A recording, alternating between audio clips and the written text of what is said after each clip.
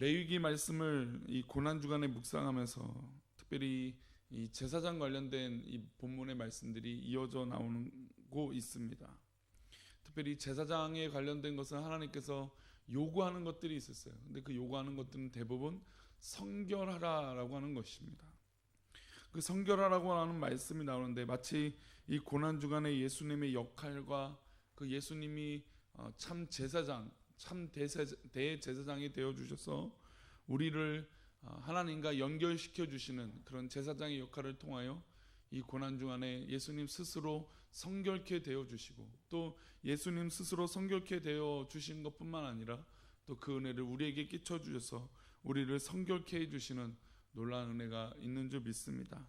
그래서 이 고난 주간을 레위기 말씀을 통해서 하나님께서 우리를 성결케 하시는구나, 또 우리를 깨끗게 하시는구나, 또 우리를 돌보시기 원하시는구나 하는 것을 이 말씀을 통해서 나누고자 합니다. 오늘은 이 제사장의 자격에 대해서 말씀을 하고 있습니다. 자격을 갖춘다는 것은 두 가지로 볼 수 있죠. 하나는 외적으로 사람들이 보기에 그럴 만한 자격이 있어 라고 하는 평가를 받는 것이고, 두 번째로는 내적으로 그 실력을 갖추는 것입니다. 그 사람이 그런 자격, 그런 역할을 할 수 있는 건 저 사람을 볼 때 외적으로 그래 맞아, 저 사람은 그런 역할을 할 수 있는 자격이 있어 라고 하는 평가받는 것이고, 내적으로 스스로 그런 성품과 또 실력을 갖춰야만 또 그런 평가를 받을 수 있는 것이죠. 특별히 이제 제가 정치인들을 비난하려고 하는 건 아니지만, 대한민국의 국회의원들을 예를 들면 국회의원들에 의해서 선출되는 것은 내적인 자격입니까? 외적인 자격입니까? 외적인 자격으로 국민들은 평가를 해서 선출하게 됩니다. 그럼 내적으로는 어떤 거냐면, 세비를 받아서 사용할 만한 성숙한 그런 국회의원의 모습이 있는가라고 하는 평가는 이제 국회의원 생활하는 가운데 평가를 받게 되는 것이죠. 그런데 이제 국회의원들이 가지고 있는 어떤 그런 특권들을 비추어 볼 때 우리가 많은 부분에서 실망을 합니다. 왜냐하면 외적으로 볼 때 저 사람은 저런 자격이 있어라고 뽑아놨는데 한 4년 동안, 5년 동안 이 정치의 생활을 하다 보니까 전혀 그런 모습이 갖춰지지 않는 것을 볼 때 실망을 우리 국민들이 할 때가 있다라는 것이죠. 그와 마찬가지로 오늘은 제사장의 어떤 그런 자격을 볼 때 그 제사장이 가져야 될 그 자격을 살펴본다면 한국교회 어떤 이 목회자들, 또 비록 저도 마찬가지죠. 이 목회자들, 하나님 앞에 성결하게 있다라고 하는 생각하는 그 성도들의 모습이 어떠해야 되는지라고 하는 것을 느끼게 됩니다. 우리 2절 말씀을 한번 다시 읽어볼까요? 2절입니다. 아론과 그의 아들들에게 말하여 그들로 이스라엘 자손이 내게 드리는 그 성물에 대하여 스스로 구별하여 내 성호를 욕되게 함이 없게 하라. 나는 여호와이니라. 이스라엘 백성들이 하나님 나올 때 빈손으로 나오지 않습니다. 성물을 가지고 나오죠. 짐승을 가지고 나옵니다. 완전히 그 짐승을 다 태워서 번제 외에 다른 제사들은 기름을 태워서 하나님께 드리게 됩니다. 그리고 고기가 남죠. 화목제물의 경우에는 가슴과 다리를 제사장이 줍니다. 나머지는 그들이 가져가는 것이죠. 이렇게 저렇게 해서 제사장들이 백성들이 가지고 나온 이 성물을 받아서 제사장의 몫으로 가지게 되는 것입니다. 그러면 제사장의 외적 기준은 뭘까요? 바로 혈통입니다. 아론의 자손들이 제사장이 될 외적인 자격을 갖고 있는 것이죠. 그들은 어려서부터 제사장으로 훈련받고 제사를 집전하는 그런 훈련을 하게 됩니다. 혈통이 아론의 자손이고 제사장의 옷을 입고 제사장의 일을 한다고 해서 다 그들이 가지고 나온 성물을 먹을 수 있는 것일까요? 그렇지 않습니다. 오늘 말씀 2절에 보면 스스로 구별하여 내 성호를 욕되게 함이 없게 하라. 즉 이 하나님 앞에 그 제물을 받을 수 있는 사람, 그 레위인으로서 제사장으로 구별돼서 하나님의 것으로 취할 수 있는 사람은 스스로 구별하여 내 성호를 욕되게 하지 않는 사람이 바로 그 자격입니다. 하나님 앞에서 거룩함과 또 백성들 앞에서 그 성물을 받아서 사용하기에 정결함을 갖추지 않고서는 그 성물을 받을 수 없다라는 것입니다. 하나님은 제사장의 내적인 자격을 분명하게 요구하고 있는 것이죠. 외적으로는 그냥 아론의 자손이면 어릴 때부터 그렇게 훈련이 되면 그렇게 제사장이 될 수 있지만 내적으로는 분명히 스스로 구별하여 내 성호를 욕되게 하지 않으면 하나님의 약속된 예물을 받을 수 없다라는 것입니다. 지금 이것을 연장해서 볼 때 하나님 앞에 우리가 외적으로는 성도로 구별을 받게 됩니다. 성도라는 게 하나님 앞에 거룩하게 구별된 백성들이잖아요. 즉 이 예배에 나오면 다 하나님 앞에 거룩하게 구별될 수 있습니다. 근데 이제 이 예배 가운데 무엇을 검증하는 것일까요? 내적인 것을 검증하는 것이죠. 하나님 앞에 내 내적인 것이 얼마나 신실하고 복되게 하나님 앞에 정말 그렇게 흠이 없고 스스로 구별하여 내 성호를 욕되게 하지 않는 것인가 라는 것을 하나님 앞에 물어봐야 된다는 것이죠. 근데 여기서 중요한 관점은 남에게입니까? 스스로입니까? 스스로라는 거죠. 그러니까 하나님 앞에 스스로라는 거예요. 그래서 이 믿음이라는 게 굉장히 객관적인 것 같지만 굉장히 주관적이에요. 굉장히 주관적이라는 건 무엇이냐면 남들은 어떻게 평가하는지에 대해서 사실은 관심을 가져야 되는데 신앙생활 할 때, 근데 사실 남들이 그런 평가를 갖는 것보다 내 스스로 내 신앙을 자꾸 평가를 해요. 아, 내 신앙이 그래, 내 모습이 그래. 그래서 때로는 참 부족하고 연약해서 좀 더 훈련이 되어져야 되는데 자기 스스로 만족해서 하나님 앞에 그 자격들을 또 그 스스로의 구별됨을 무너뜨릴 때가 있다라는 것이죠.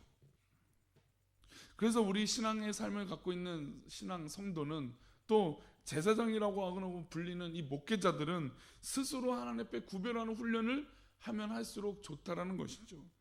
때로는 우리 성도님들은 스스로 하나님 앞에 구별하고 할 수 있는 훈련을 하시기를 축복합니다.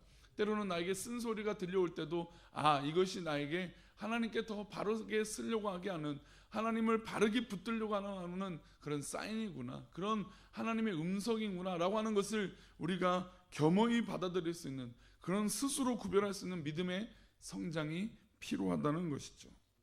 이런 내적인 자질을 완벽하게 가지신 분은 바로 예수 그리스도이십니다. 예수님은 스스로 구별하여 욕되게 하지 않은 분이십니다. 그러니까 화목 제물로 바쳐지신 것이죠. 욕되게 하지 않게 완벽한 인도하심을 우리 예수님이 이 고난주간 가운데 하신 것입니다. 아니, 이 모든 예수님의 공생애가 통틀어서 고난과 같은 것이죠. 왜냐하면 예수님, 완벽한 신이신 예수님이 인간의 몸을 입고 오신 것 자체만으로 스스로 정말 욕되게 하는, 정말 스스로 어렵게 하는 일이지만 오히려 그 일을 통해서 예수님은 정결케 되시고 스스로 구별하게 하시는 놀라운 은혜가 이 성육신의 역사 가운데 있다라는 것이죠. 그 인간의 몸을 입으시고 완벽하게 고난주간을 통해서 이 십자가를 향하여 달려가시는 것을 볼 수 있습니다. 그래서 교회의 머리는 누구이십니까? 예수 그리스도가 되시는 것이죠. 왜냐하면 가장 완벽하신 분이시기 때문이에요. 그리고 가장 완벽한 인간의 몸을 입으시고 완벽하게 우리를 위하여 죽으신 분이시기 때문입니다. 인간의 한계로 인하여 어려움을 발생하는 것이 아니라 그 인간의 한계를 초월하시고 그리고 완벽히 예수님의 인도하심을 받는 그런 모습이 우리 가운데 있어야 되는 것이고, 또한 교회가 바로 예수님의 인도하심을 받아야 되는 것입니다. 이런 의미만 봐도 예수님이 이 땅에 오신 것은 참으로 놀라운 은혜요, 참으로 놀라운 기적인 줄 믿습니다. 저는 개인적으로 2절에 말씀하고 있는 이 성물에 대해서 잠시 새벽에 말씀을 생각해 보고자 합니다. 교회에서 목회자들은 그 생활을 뭘로 이루어지고 있습니까? 성도들의 헌금으로 이루어지죠. 성도들의 헌금으로 살기로 합당한 내적인 자격을 가져야 될 것입니다. 범위를 좀 더 넓혀보면 교회는 성도들이 하나님께서 드리는 헌금을 사용하고 목회와 또 목회자와 당회는 이 헌금을 통해서 교회 앞에 그 헌금을 집행하게 됩니다. 그런데 그 성도들이 드리는 헌금을 사용할 만한 자격이 우리에게 있을까요? 또 목사에게 있을까요? 당회원이라고 그 재직들이 낸 헌금을 마음대로 사용할 수 있을까요? 그렇지 않습니다. 하나님은 헌금을 마음대로 사용하는 것은 하나님의 성호를 욕되게 하는 것이라고 말씀하고 있습니다. 목사 한 사람의 카리스마적인 권위로 함부로 교회 헌금을 사용할 수 없습니다. 또한 당회가 함부로 결정해서 사용할 수도 없습니다. 그래서 이 당회, 이 장로교는 이 당회라고 하는, 이 장로라고 하는 이 조직을 통해서 목사를 수반하고 또 목사를 어떤 목사와 함께 이런 이 교회 운영을 하게끔 하는 것이지만 그 위에 무엇을 뒀냐면 바로 재직회와 공동의회를 주었습니다. 그래서 우리 교회는 이제 넉 달에 한 번씩 재직회를 하죠. 그 재직회가 통과가 되지 않으면 예산을 집행할 수 있을까요, 없을까요? 집행할 수 없습니다. 아무리 목사가 결정하고 아무리 당회가 결정할지라도 재직해서 아니요라고 하면, 아니라고 결의가 되면 그것은 절대로 할 수 없습니다. 그럼에도 불구하고 이 재직회를 상당히 더 중요하게 여기에도 불구하고 많은 한국교회 장로교회가 그러지 못한 경우가 있습니다. 재직회 동의 없이 그런 헌금을 사용할 수 있다는 것이죠. 그래서 우리 교회가 그런 면에서 건강하고 또 스스로 구별하고 또 깨끗해지기 위해서는 이것들이 굉장히 많은 부분에서 성도들과 함께 공유되어져야 돼요. 교회가 왜 그렇게 살아야 되는지. 그래서 저는 이제 재직회 때 그냥 헌금이 이렇게 사용이 됐습니다 라고 하는 보고뿐만 아니라 이 헌금이 왜 쓰여집니다 라고 하는 목적에 대해서 우리 성도들과 나누고 싶습니다. 그래서 우리 성도님들은 그 물질이 그만큼 쓰여지는 것에서도 관심을 갖는 것도 중요하지만 이것이 왜 쓰여져야 되는지 관심을 갖는 성도들이 되시기를 축복합니다. 그것이 바로 우리 교회가 스스로 하나님 앞에 구별되어지고 정결해지는 그런 힘이 될 수 있다는 것이죠. 이런 제도를 잘 운영할 때 교회는 교회다울 수 있습니다. 제가 왜 이 새벽에 이 잠깐의 이 헌금에 대해서 이야기를 드리냐면 22장 2절 우리가 읽었던 이 말씀 다음에 하나님의 경고가 너무너무 무섭기 때문이에요. 한번 읽어보겠습니다. 읽겠습니다. 시작. 그들에게 이르라 누구든지 내 자손 중에 대대로 그의 몸이 부정하면서도 이스라엘 자손이 구별하여 여호와께 드리는 성물에 가까이 하는 자는 내 앞에서 끊어지리라. 나는 여호와니라. 즉 하나님의 물질과 이 성물, 즉 교회에 드리는 이 예물을 함부로 하면, 그리고 스스로 목회자가 부정한데 그것을 사용하면 어떻게 됩니까? 끊어진다는 거예요. 이게 굉장히 무섭고 떨리는 말씀이에요. 그래서 우리 성도들은 저를 살려주시기 위해서 계속해서 교회가 어떤 방향으로 살아야 되는지 관심을 가져야 됩니다. 저 또한 스스로 구별해서 또 우리 장로님들도, 우리 또 피택 대신 우리 안소희 집사님들도 스스로 구별하여 하나님 앞에 부정하지 않도록 하나님 앞에 힘써야 됩니다. 또한 그래서 우리 교회가 마땅히 해야 될 부분들에 대해서 관심을 갖고 기도해야 되는 그런 공동체가 되어야 될 줄 믿습니다. 그게 바로 건강한 공동체의 비결이에요. 더불어 우리 고난주간을 살아갈 때 정말 우리 꿈꾸는 교회가 얼마나 하나님 앞에 정결하고 얼마나 하나님 앞에 그 십자가 앞에 무릎 꿇고 있는지 돌아보는 교회가 되기를 축복합니다. 그래서 우리 교회에 혹시나 남아있는 악습이나 우리 교회에 혹시나 남아있는 어떤 그런 부정적인 것들이 다 이 고난주간 가운데 사라지기를 축복합니다. 이게 진짜 복이에요. 왜냐하면 이 부정하지 않을 때 이 반대로 끊어지지 않게 된다는 것이죠. 부정하면 끊어진다면 부정하지 않고 성결하면 어떻게 될까요? 하나님과 연결이 된다는 것이죠. 그러니 이 은혜가 우리 교회 가운데 있어야 되는 것입니다. 우리 사랑하는 성도님들은 하나님 앞에 스스로 구별하여 주시고 또 스스로 성결해지시는 길한 거룩함이 있기를 축복합니다. 오늘 말씀 가운데 맥체인 성경 읽기표에 우리 디모데후서 말씀 한번 읽겠습니다.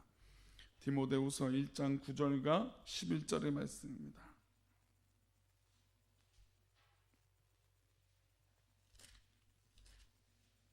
디모데후서 1장 9절입니다.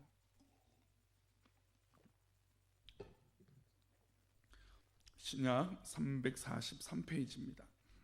디모데후서 1장 9절인데 읽어볼까요? 시작. 하나님이 우리를 구원하사 거룩하신 소명으로 부르심은 우리의 행위대로 하심이 아니요 오직 자기의 뜻과 영원 전부터 그리스도 예수 안에서 우리에게 주신 은혜대로 하심이라. 자, 여기에서 성결하고 거룩해지는 비결이 나와 있어요. 우리가 거룩해지는 것은 우리의 행위대로 하심이 아니라는 것이죠. 우리의 거룩하신 소명은, 우리의 거룩한 인간의 어떤 그런 이 성도의 삶은 어떤 것이냐? 오직 자기의 뜻과 영원 전부터 그리스도 예수 안에서 우리에게 주신 무엇대로요? 은혜대로예요. 즉 우리가 이 새벽에 기도하는 것은 하나님의 뜻을 발견한 것입니다. 하나님의 뜻이 이렇구나. 하나님께서 우리 가정에 이런 계획을 갖고 있구나. 하나님께서 우리 교회에 이런 계획을 갖고 계시는구나. 이것을 깨닫는 것, 이 은혜를 발견하는 것이 바로 거룩해지는 힘이라는 것입니다. 즉 이 고난주간에 살면서 예수님이 나를 위하여 죽으셨구나라고 하는 이 고백 자체가 바로 하나님 앞에 성결하고 거룩한 삶을 살 수 있다는 것입니다. 그런데 많은 성도들이 이것을 입으로만 말하는 거예요. 하나님은 그냥 나를 위해서 죽으셨어요. 입으로는 다 얘기해요. 그러나 진짜 예수님이 나를 위해 죽으셨느냐라고 하는 이 구원의 비밀, 그 비밀을 깨달으려면 우리는 슬퍼하는 것이 아니라 그래서 기뻐한다는 것을 제가 고난주간 때 얘기를 드리는 것입니다. 정말 저 십자가가 내 십자가면 우리는 도망가는 사람이 아니고 예수님을 저주하고 부인하는 사람이 되는 것이 아니고 우리의 삶 가운데 예수 그리스도를 날마다 인정함으로 오히려 기뻐하는 그런 내가 그렇게 해방됐구나, 그래서 내가 저 십자가로 말미암아 살아났구나 라는 것을 깨닫게 된다는 것이죠. 이게 바로 우리에게 주신 무엇입니까? 은혜예요. 은혜예요. 10절입니다. 우리 10절을 읽어볼까요? 이제는 우리 구주 그리스도 예수의 나타나심으로 말미암아 나타났으니 그는 사망을 패하시고 복음으로써 생명과 썩지 아니할 것을 드러내신지라. 우리 사랑하는 성도님들에게 이러한 썩지 아니할 것을 드러내신 분이 바로 우리 주님이신 줄 믿습니다. 예수 그리스도의 나타나심으로 말미암아 무엇을 패하셨습니까? 사망을 패하셨습니다. 우리에게 지옥을 사라지게 하셨습니다. 그 복음으로써 생명과 구원을 또 천국을 우리에게 허락하여 주신 분인 줄 믿습니다. 그러니 이 고난주간 얼마나 감사해요. 이 고난주간이 없었다면, 이 부활이 없었다면 우리는 이 영원한 생명을 얻을 수 없었다는 것이죠. 우리 11절 말씀 마지막으로 한번 읽어보겠습니다. 11절 말씀, 그러면 우리는 어떻게 살아야 되느냐, 오늘 어떻게 우리가 거룩하게 살아야 되느냐. 11절입니다. 있습니다. 시작. 내가 이 복음을 위하여 선포자와 사도와 교사로 세우심을 입었노라. 자, 그렇다면 성도님들은 이 은혜에 따라서, 이 고난주간에 따라서 하나님께서 여러분들을 세우셨는지 믿습니다. 때로는 선포자요, 때로는 사도요, 때로는 교사로 세우셨습니다. 이게 하나님께서 우리 성도님을 사랑하시는 방법이에요. 은혜의 구원을 주셨고 그에 따라 삶을 살 수 있도록 하신 것이에요. 즉 저만 제사장으로 거룩한 삶을 사는 것이 아니라 우리 꿈꾸는 교회에 속한 모든 성도들은 하나님께 부르심을 받고 세우심을 받은 자들이라는 것이죠. 그러면 하나님 앞에 오늘도 성결하게 오늘 하루를, 또 구별되게 하루를 살아가시는 기쁨이 있기를 축복합니다. 그러면 정말 영원한 썩지 아니할 것으로 생명으로 오늘 하루를 우리를 주관하여 주시고 붙들어 줄 줄 믿습니다. 이것이 우리의 기쁨입니다. 이것이 우리에게 소망입니다. 그래서 오늘 하루를 그렇게 기쁨으로, 능력으로, 소망으로 사시는 우리 귀한 사랑하는 성도님 되시기를 축복합니다. 기도하겠습니다. 하나님,